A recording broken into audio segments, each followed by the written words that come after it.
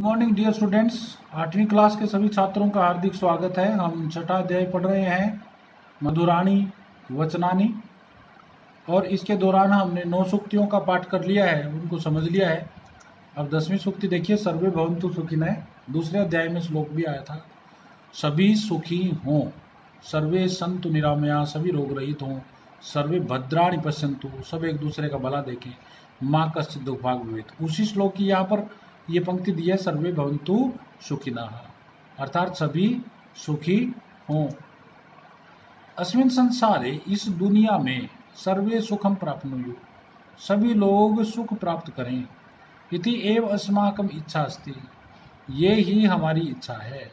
अस्मिन् संसारे, इस संसार में, कोपि, ये ए है, को अपि, कोपि, दुखी न भवेत्, दुखी ना हो, सर्वे सुख युक्ता भवेयुः, सभी सुख से युक्त हों। फिर से देखें, अस्मिन् संसारे, इस दुनिया में, सर्वे सभी, सुखम प्राप्नुयुः, सुख प्राप्त करें, इति एव, ऐसी ही, अस्माकम इच्छा अस्ति, हमारी इच्छा है।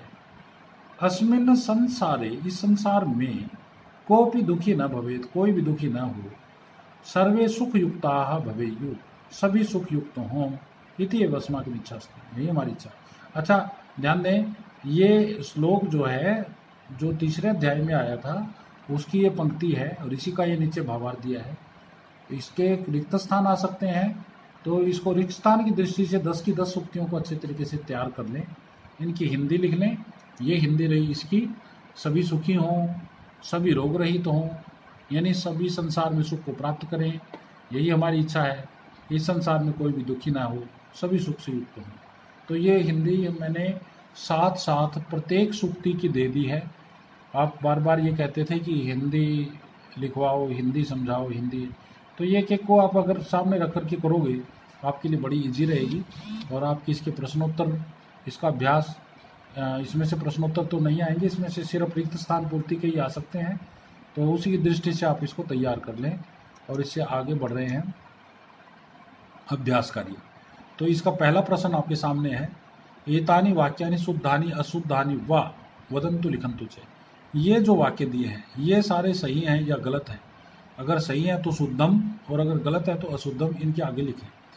यस्य समीपे बुद्धि भवति, जिसके पास बुद्धि होती है, वह बलहीनः भवति, वह बलहीन होता है, बलवान होगा ना, तो अशुद्धम है। मानवेषु परस्परम ईर्ष्या न भवेत्, मनुष्यों में आपस में ईर्ष्या न हो, न भवेत होना चाहिए था, यहाँ लिखा है भवेत हो, मनुष्यों में आपस में ईर्ष्या हो, तो ये भी अशुद्ध हो गया। इसी तरह से देखो, विद्या मानवेषु परस्परम ईर्ष्या न भवेत, मनुष्यों में परस्पर ईर्ष्या न हो, ये सही है, पर लिखा हुआ है भवेत हो, ऐसा अशुद्ध हो गया। विद्या विनम्रताम अस्ति, ये बिल्कुल शुद्ध है, विद्या विनम्रता देती है। अस्मिन् संसारे सर्वे जना सुखम सुखेन वसेयुः, इस संसार में सभी लोग सुख से बसें, ये बिल्कुल ठीक है, शुद्धम लिखा हुआ है। मातु स्थानम स्वर्गात श्रेष्ठम अस्ति, माँ का स्थान स्वर्ग से ऊंचा है, बिल्कुल सही है, तो शुद्धम लिखा है। नराणाम महान शत्रु आलस्यम अस्ति, लोगों का सबसे बड़ा दुश्मन आलस्य है, बिल्कुल शुद्धम। तो दो पहली हैं पंक्तियां जिनमें अशुद्ध आया है, बाकी सब में शुद्ध आया है। अब दूसरा देखो, ये क्या दिया है सेकंड वाले में, तो इसमें क्या है, मंजूषा की सहायता से विपरीतार्थक पद को चुनकर लिखो।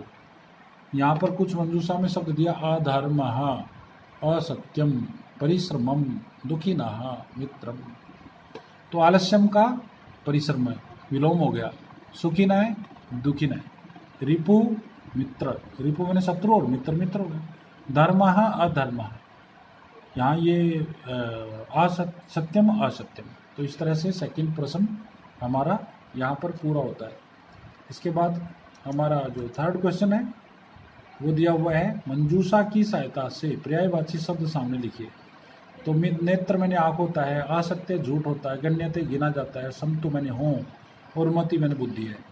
तो भवन्तु संतु, समीक्षते गण्यते, अनृतम असत्यम, बुद्धि मतिः लोचनम नेत्रम। ये पर्यायवाची हो गए।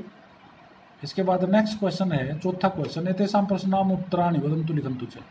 इन प्रश्नों के उत्तर लिखिए और बोलिए। लोके किम जयते, लोके सत्यम जयते, तो सत्यम एक शब्द में उत्तर हो गया।